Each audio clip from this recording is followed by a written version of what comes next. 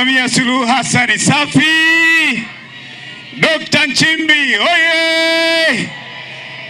Mwenezi wetu CPA Makala oye! Asante sana. Ndugu mgeni rasmi, mimi ni mara yangu ya kwanza kufika huku Liwale. Naitwa mchungaji Peter Msigwa. Nimekuwa mbunge wa jimbo la Iringa mjini kupitia Chadema kwa miaka 10, na mheshimiwa mbunge wenu pamoja na Bobani na DC wenu tulikuwa wote pale Dodoma. Nimekuja kwa jambo moja tu. Nimepata heshima hii kutembea na mwenezi na maeneo mengine mengi. Lakini niseme tu, ndugu zangu wana Liwale, siasa inahusu uchumi. Vyama vyote vya siasa vinapaswa vitengeneze siasa inayohusu uchumi, inayogusa maisha ya watu kutoka kwenye uduni kwenda kwenye ubora.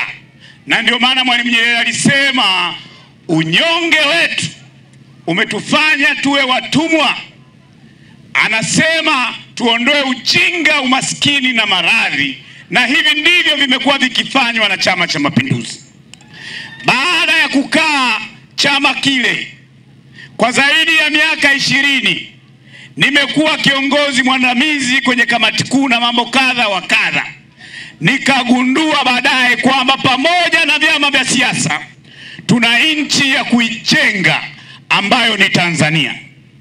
Na miaka yote nikagundua nalikuwa kipofu kama yule Sauli wa kwenye Biblia, na sasa naona nimeamua kujiunga na Chama cha Mapinduzi. Ndugu zangu, vyama vingine vyote ambavyo watangulizi wangu wamesema vipo kwa ajili ya kupinga na sio vipo kwa ajili ya kujali maslahi ya Mtanzania. Ukiziangalia hoja zao nyingi ni zile za kisiasa zinazowapa uraisi. Wanataka zile hoja zinazowapa uraisi wao kuingia madarakani, sio hoja za kumkwamua mwananchi na tatizo la bei ya korosho, sio hoja za kumkwamua mwananchi kutokana na tatizo la bei ya ufuta, na wala sio hoja za kumkwamua mwananchi kutokana na tatizo la kukosa huduma bora mahospitali au madarasa na vifaa tiba kwa ajili ya kumkomboa mwananchi. Kwa hiyo tulikokuwa chochote kikifanywa na serikali ya Chama cha Mapinduzi ilikuwa ni kupinga tu. Serikali ya Chama cha Mapinduzi nasema tunajenga bwawa la Mwalimu Nyerere, tuondoe tatizo la umeme. Sisi kule tunapinga, alafu kukiwa na giza tunalalamika. Serikali ya Chama cha Mapinduzi kisema tunanunua ndege, shirika la ndege limekufa, tunapinga, alafu ndege zikiletwa tunapanda na kombati zetu kwenye ndege hizo hizo. Serikali ya Chama cha Mapinduzi kisema tutengeneze reli ya kasi, tunapinga, lakini tukikaa kule tunacheka cheka tena tukipanda mle. Ndugu zangu, hawa ni watu pinga pinga. Pinga pinga sio sera. Hawa wanajulikana kwa kile wanachopinga, sio kile wanachokisimamia. Chama cha Mapinduzi kinajulikana kwa kile kinachosimamia. Na ndio maana miaka 3 iliyopita Dr. Samia Suluhu alipokuja kwenye mkoa wenu wa Lindi, mlimtolea tatizo la korosho na ufuta, kwa sababu yeye ni chief comforter. Aliagiza mara moja hayo mambo yafanyiwe, yapate suluhisho haraka iwezekanavyo. Na ndio maana tani za uzalishaji za korosho zimepanda kwa kiwango kikubwa sana. Ili nisikosee takwimu zangu, naomba nizisome hapa ili tuone jinsi ambavyo Dr. Samia Suluhu Hassan anafanya mambo kwa weledi na kwa upendo wa Tanzania.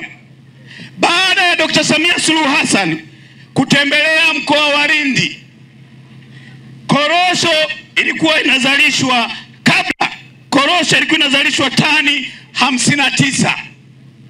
Lakini mwaka 2023 na 24 korosho imepanda sasa mpaka tani 65,000. ufuta kutoka tani 43 na zimefika sasa tani 59. Lakini katika mkoa wenu wa Lindi bado kuna ujenzi wa bandari ya uvuvi ambayo ni zaidi ya bilioni 80. Haya mambo yanayofanyika kwenu Lindi, kama uko hapa Lindi unaweza kudhani yanafanyika kwenu tu. Ndio maana unasema kama utembei unaweza kudhani mama yako ndio mpishi bora tu. Lakini mambo yanayofanyika Tanzania kupitia uongozi mahiri wa Dr. Samia Suluhu Hassan ni makubwa sana. Juzi nilikuwa Songea, nilipata heshima kutembea na katibu mkuu wetu ambaye ni mgombea makamu wa rais. Tulienda Mamba Bay. Kuna bandari nako inajengwa kwenye ziwa Nyasa. Zaidi ya bilioni 70 zinatumika kujenga. Ukienda kwenye mashule, ukienda kwenye umeme, Tanzania nzima sasa, nyinyi hapa si vijiji vyote vimepata umeme? Sio nyinyi tunashia tunaotoka Iringa kule tunakula umbwa, vijiji vyote vimepata umeme. Na sio hapo tu, ukienda Kagera, ukienda Kigoma, ukienda Mwanza, ukienda Mbeya, vijiji vyote vimepata umeme. Sasa tunataka nini ndugu zangu? Nchi ambayo Rais Samia alikuta iko kwenye ruba, mataifa yalikuwa hatuelewi, uchumi ulikuwa umeyumba, wapinzani tuliona kwamba Dr. Samia hawezi, lakini amefanya kazi kubwa sana. Miaka hii michache amejenga vituo vya afya zaidi ya 1056, na nyinyi watu wa Lindi mna vituo vya afya mkoa mzima 18 na zahanati zaidi ya 47. Kwa nini msimpigie makofi Dr. Samia Suluhu Hassan? Mnaweza mkakuta nazungumza tu mambo yanayohusu Lindi kwa ujumla, lakini uchumi wenu unategemeana na wilaya zingine mnaingiliana. Kwa hiyo ndugu zangu, mimi baada ya kutafiti, kulinganisha, kuuliza maswali mengi, hamna sababu ya kuyumba. Tanzania iko salama kwenye mikono ya Chama cha Mapinduzi. Tanzania iko salama kwenye mikono ya Dr. Samia Suluhu Hassan. Baada ya kuonyesha upendo kwa kina mama kuhusu vifo vya mama na mtoto, kutengeneza hospitali, madarasa ya shule, maabara, amenyosha mkono. Dr. Samia Suluhu Hassan analiunganisha taifa la Tanzania katika kila eneo. Amekaa na wasanii, amekaa na vyama vya siasa, amekaa na wakulima, zile foara zinagusa watu wote, amekaa na wafugaji, kwamba taifa letu likae katika utengamano. Hatuna sababu yoyote ya kuyumbishwa na hawa watu ambao huwezi kuwasikia wakileta sera zao zinazoshindana na sera za Chama cha Mapinduzi. Ukiwauliza sera ya kilimo ya kwenu ni ipi, hawana, ila wanapinga mpango wa sera ya kuleta pembejeo na mbolea kwa wananchi. Sisi tunalima mahindi kule kwetu, tumenufaika. Kabla ya Dr. Samia Suluhu Hassan, mfuko wa mbolea ya mahindi wa kupandia tulikuwa tunanunua 160 mpaka 70.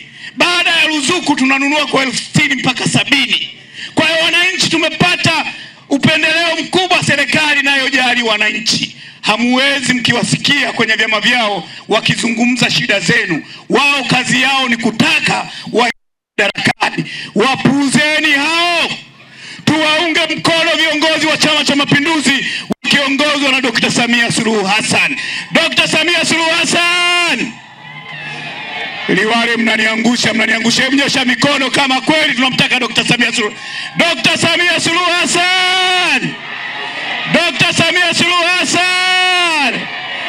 Asanteni sana kwa kunisikiliza.